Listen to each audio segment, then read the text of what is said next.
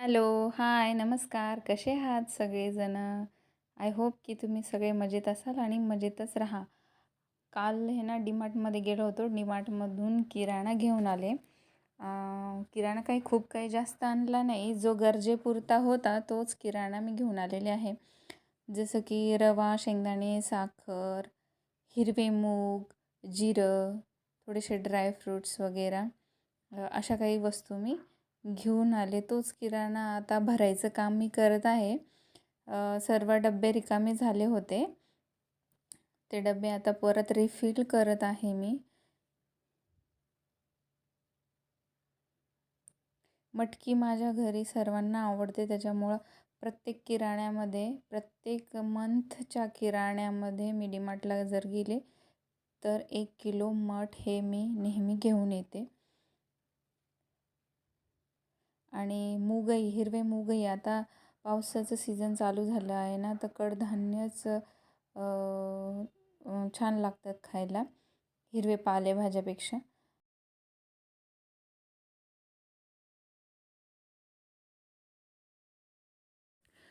डीमार्टला जर गेलं ना, तर प्रत्येक वेळेस डीमार्टला आपल्याला जे घ्यायचं ते आपण घेत नाही आणि ज्या दुसऱ्या नवीन वस्तू दिसतील ना, आपण तेच उचलून घेऊन येतो. पण प्रत्येक वेळेस डीमार्टला जाताना आहे ना, एक लिस्ट बनवायची. लिस्ट बनवली ना, तर ॲटलीस्ट आपण ज्या वस्तू आपल्याला हव्यात त्याही घेऊन येतो. आणि लिस्ट बनवल्याचा फायदा असा होतो की आपण एक्स्ट्राचं सामान घेत नाही. लिस्ट बघून बघून जर सामान घेतलं ना, आपला एक्स्ट्राचा खर्चही होणार नाही.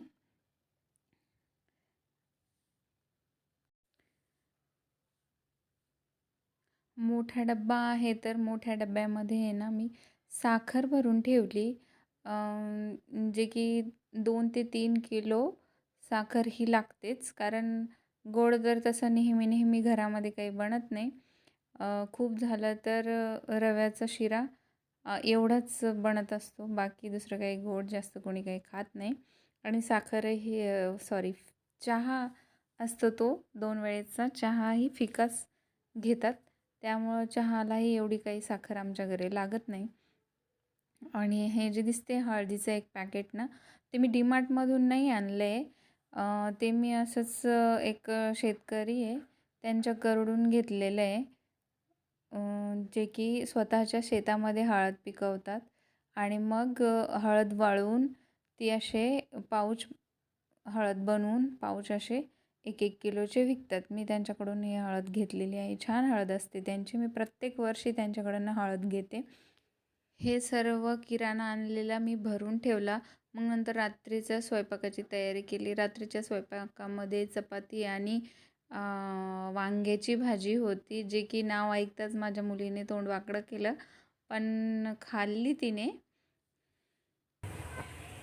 आणि हे आज सकाळचं रुटीन आहे, जे की दूध तापवत ठेवलेलं आहे आणि पोळी आणि उडदाच्या डाळीचं वरण केलं आहे. तुम्ही उडदाच्या डाळीचं वरण कधी खाल्लं आहे का, ते नक्की सांगा मला. आणि सकाळची आज देवपूजा झाली. सकाळच्या रोज अशी सकाळी देवपूजा झाली की असं प्रसन्न वाटतं आणि ती रोजची सवय झाली ती आता मला. आणि इकडे ना सकाळी उडदाच्या डाळीचं वरण बनवलं होतं आणि दूध तापत ठेवलं होतं. त्याच्यानंतर हा झालेला सगळा नंतरचा पसारा. स्वयंपाक करून झाल्याच्या नंतर मी पूर्ण किचन ओटा आणि भांडी होते, भांडी साफ केली. अगोदर किचन ओट्यावरची भांडी बघा तुम्ही, किती पूर्ण किचन ओटा गच्च भरला आहे माझा भांड्यानी. गॅसवर थोडं पाणी टाकून ठेवलं आहे, म्हणजे तोपर्यंत तो गॅस त्याच्यावर दूध उतू गेलं होतं ना, दुधाचे जे हे आहे कडक झालं होतं, तर ते थोडंसं नरम होईन, त्यामुळे त्याच्यावर पाणी टाकून ठेवलं. आणि इकडं मी भांडे घासायला घेतलेत. फटाफट भांडे घासून घेते. सर्व भांड्यांमध्ये ना खरगटं लागलेलं असतं, तर मी अगोदर ते स्वच्छ करून घेतलं. नंतर साबणाने घासून घेतले. साबणाने घासून झाल्याच्या नंतर फटाफट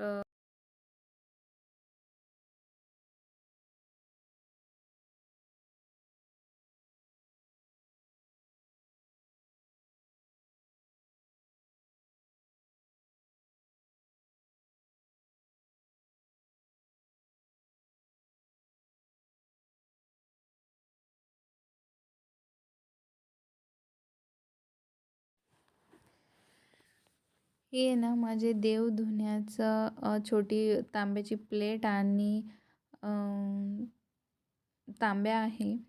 तर मी याला आहे ना थोडंसं पितांबरी लावून स्वच्छ करून घेतलं. पितांबरीने खूप पटकन निघतं. थोडा वेळ असं घासावं लागतं, पण चकचक होऊन जाते भांडे. पटापट मी त्याला नुसतं पितांबरी लावून साईडला ठेवून दिलं. सगळे भांडे धुसतोवर मी ते तसंच साईडला राहू देईल.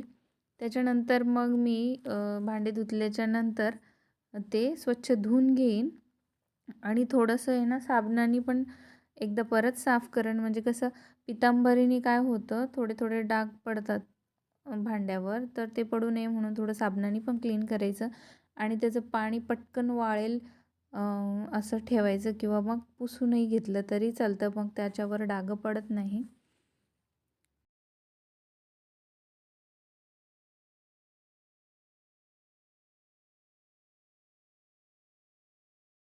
भांडी घासून झाल्यावर मी किचन ओटा साफ करायला घेतला. किचन ओट्यावर ती जे मी पाणी टाकून ठेवलं होतं गॅसच्या शेगडीवरती, तर मी पूर्ण साबणाने घासून घेतलं अगोदर. मग नंतर पाण्याने क्लीन केलं आणि मग पुन्हा एकदा एक कोरड्या कपड्याने सगळा ओटा पुसून घेतला आणि सगळं स्वच्छ झालं. कारण नुसतं पाणी टाकून दिलं आणि वायपरनी ओढलं तरी खूप ठिकाणी पाणी तसंच राहतं. त्याच्यामुळे कपडा मारून घेतला फटाफट आणि एकदम कोरडं झालं सगळं. हे सगळं स्वच्छ करून झालं आहे. मी तुम्हाला माझे ना काल मी नंतर आम्ही प्रोझोनमध्ये पण गेलो होतो. प्रोझोनमध्ये मी शॉपिंग केली आहे काही माझ्यासाठी. हा बघा एक प्रिंटेड टॉप आहे जो की मी झुडिओमधून घेतला आहे. खूप सुंदर आहे. गोल गोल बंद गळ्याचा टॉप आहे हा आणि लॉंग 3/4 स्लीव्स आहे त्याच्या.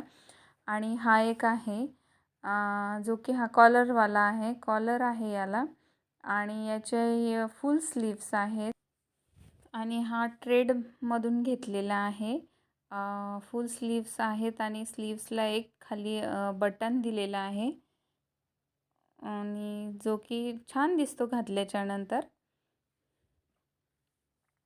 याच्यावरती आहे ना पॅन्ट आहे जे प्लाझो आहे. प्लाझो पण सुंदर आहे आणि या ड्रेसचा आहे ना मागचा कट थोडासा मोठा आहे आणि पुढचा कट थोडासा छोटा आहे. हे तुम्हाला दिसत असेल साईडला.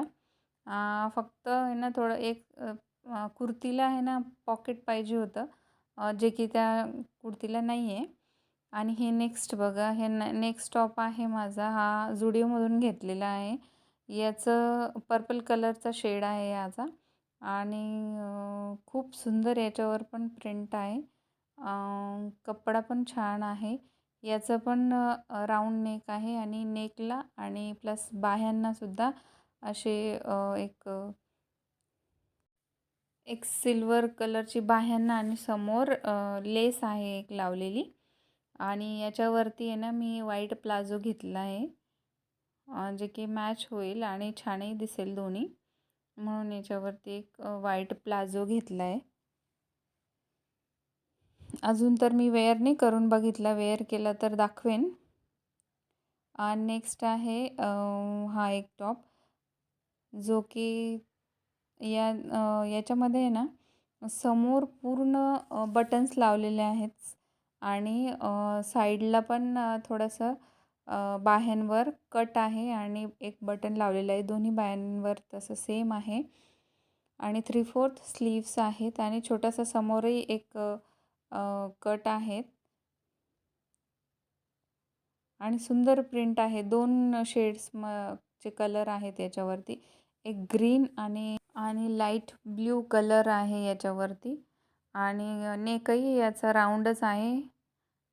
जे की मला राऊंड नेकचेच जास्त ड्रेस आवडतात. वी नेकचे ड्रेस आहे ना खूप असं खाली नेक येतो, त्याच्यामुळं मी राऊंड नेकचेच वापरते आणि डीमार्टमधून काही मुलांसाठी हँकीज आणले होते आणि ही जी साडी आहे ना ही मला गिफ्टमध्ये दिलेली आहे माझ्या आईने. तर ही मी तुम्हाला दाखवत होते आणि याच्यावरचा जो ब्लाऊज स्टिच करायचे, ब्लाऊज स्टिच नाही केले. ही खूप सुंदर साडी आहे, मला आवडली खूप. आय होप आजचा व्हिडिओ तुम्हाला आवडला असेल. आजची शॉपिंग अशी होती माझी आणि व्हिडिओ आवडला असेल तर व्हिडिओला एक लाईक नक्की करा. धन्यवाद.